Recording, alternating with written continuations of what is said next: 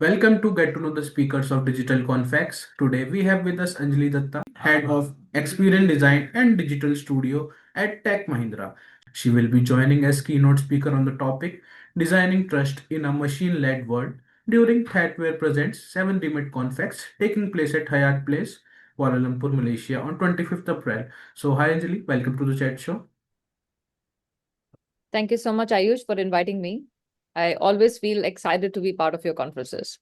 Yeah, it's always our pleasure to have you, Anjali. So please give us a brief introduction of yourself and your field of expertise for our audience.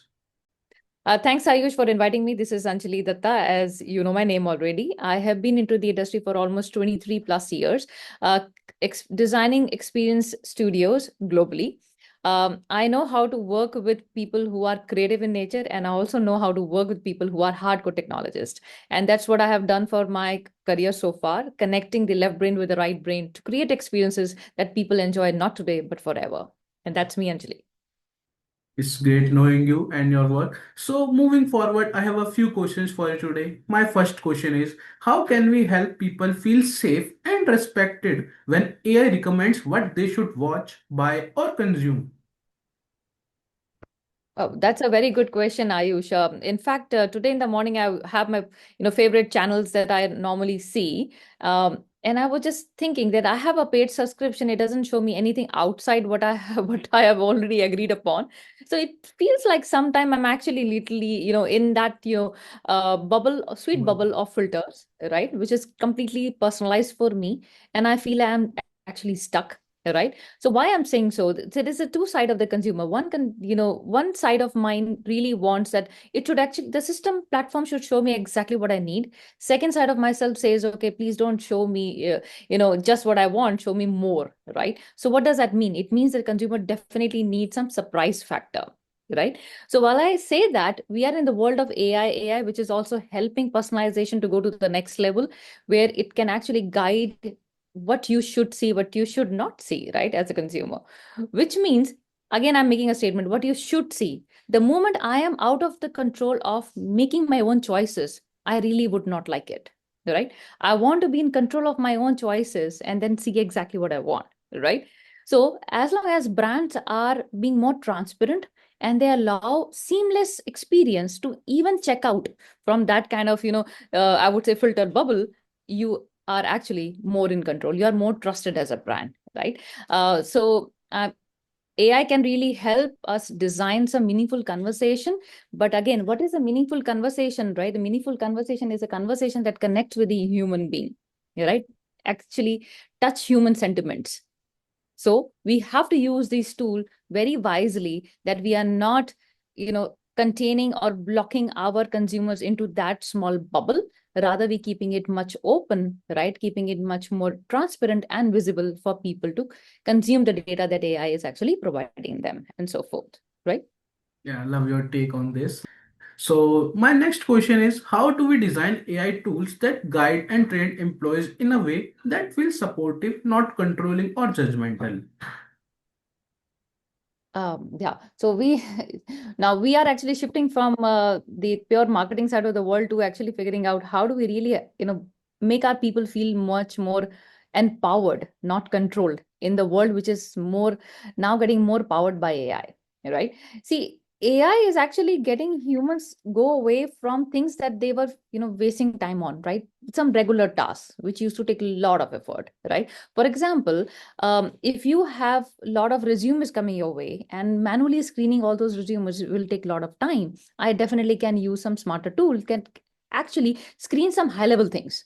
But ultimately, the decision making will be my decision making as a human being, right? I will have to talk to an individual and understand who he is in reality, what value he can bring to the system, right? How I can actually help, right? Make him achieve whatever he wants to achieve in life and so forth, right? From a career perspective. Now, training, mentoring, coaching, right, can be made much more simpler with these kind of tools as well, because these tools can actually become my maybe an Anjali avatar with the people, telling them, knowing them what they are really great at, and then providing them recommendations and suggestions real time. Because Anjali might not be available for 1,000 plus people or 2,000 plus people at a given time, but she can actually pass that thinking, that structure, that process to a machine which can imitate Anjali's behavior, isn't it? Right? So, training, coaching can actually be simplified, right, decently using AI by using some conversational mechanism, by giving some personalized recommendations, right?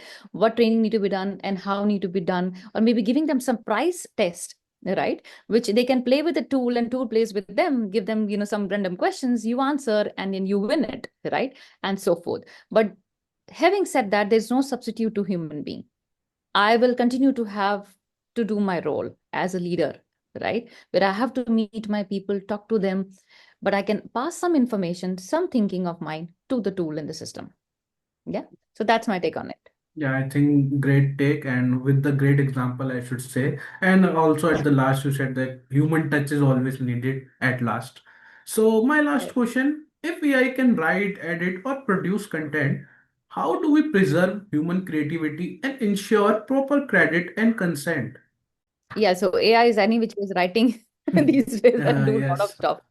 But AI is my assistant, my agent, right? That's how I would take it. Now, how do I support this statement? I can, I don't know how much you are aware of it. Posh, actually, Pochi basically came up with an idea, new ad, right? That is actually completely hand-drawn characters, hand-drawn stuff and animated thereafter. Why they have done it? When people are talking about AI doing a lot of stuff for them, right? A lot of ads can be made by AI can actually do voice recording, can actually do animation and so forth. So why Poch was actually doing that, right? Because they wanted to value there is something which is much more important, right? Tools will come and go, but something very, very important is how do you talk about that, brand messaging.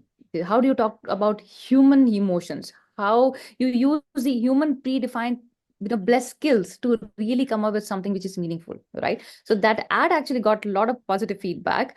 Plus, there's another brand I would name. No offense to any brand. Great respect to all the brands that we know today. So H&M came up with a very interesting concept by actually using models, which are AI models, to actually do the shoot and all that stuff, right? Because the real model, sometimes there is, you are not able to book them, they are at different place and so forth. And plus there is a lot of production cost that gets involved. uh, H&M worked with the models themselves and created their, AI avatars, right? So in this scenario, while AI is being used, and there are a lot of, people aren't happy about this approach. There were a lot of negatives, a lot of positives also of this doing, but but the beautiful part is H&M actually did this very transparently, right? They ensured that the models were paid appropriately, their consent was taken, and the entire process was very transparent. So what are we talking about, right? We are saying as long as we are transparent in our doing, right? We are being honest in our practices, right? And we value the craft, the knowledge, the skill coming from human beings, right? We are good, right? We can experiment with this new tool. It's okay. It's another tool at the end of the day. And I think our audience will love to hear more about your keynote session and gain more knowledge on the topic that you will be sharing. So I have also prepared some rapid fire questions. My first question is, how is AI changing decision making in your field? I don't completely rely on AI to make decision for me, right? To be very Okay. honest, right? Decision making sits with me. Field predominantly because my field is more about human experience, human sentiments, Okay. and all that stuff, right? As I mentioned, it's all about, I do business transformation, digital transformation, and all of that. Ultimately, AI will be a tool which will smooth the process or make it Okay. easy, right? But it is my decision, and I need to figure out where I want to use AI and to what level I want to use AI, right? So decision making sits with humans. Leadership lesson you learned the hard way. I don't know whether I've learned it or not, right? Okay. But I still have to figure it out. But there's something called not being always available. Sometime, right? Being not available is also a very important trait. I have not learned it. I'm trying to learn it, but it's very Okay. difficult, right? Because my natural being is very proactive, and I will quickly answer. I quickly show my availability. Okay. But it's also very, very important to, figure out when you need to be available and how Okay. much you need to be available. That's a trick I need to learn. Okay. So what kind of conversation are you hoping to have with the attendees? Very open conversation. I think all the time when I have attended your conferences, right? I think the best thing that I always like is that it's an open conversation. People on the stage, they will come, they will say something, that would trigger some questions, right? Audience also have full right to come and have a conversation. So, and it's also appreciated. We might have a contradictory thinking also, because that's the beauty of your conferences, because you really are not doing it as a tick in a checkbox. Rather, you really value what what mindset people are bringing in, what experiences people are bringing in, and that's a conversation which is really really required. So, and that's what I'm looking forward to this time as well. Thanks, Anjali. It was great connecting with you. To all the participants, don't miss a session happening on Thatware Present 70 Mid Confex taking place at Hyatt Palace, Kuala Lumpur, Malaysia on 25th April. Get a great chance to connect with her in person. See you soon, Anjali. Thank you. Looking forward to. Thank you.